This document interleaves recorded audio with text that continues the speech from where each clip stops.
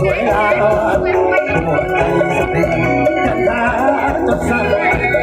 จำกันสงสารตา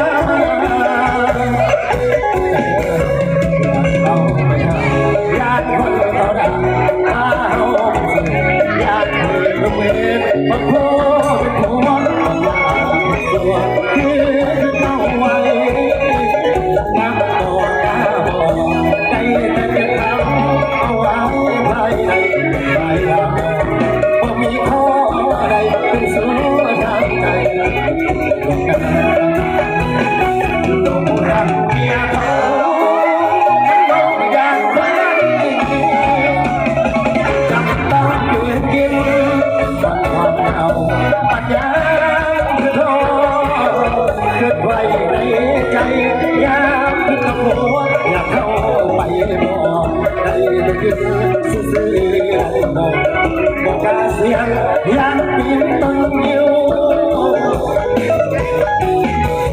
ถ้าวันใดหัวเจ้าเปลี่ยนใจออกห่างจากตาให้เห็นคนอยู่นอกสายตากับสาว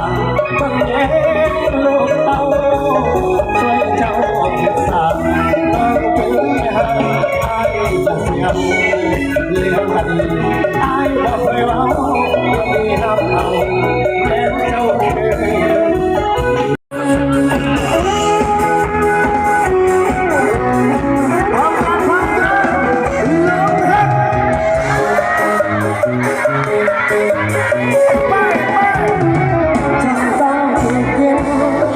วันเรา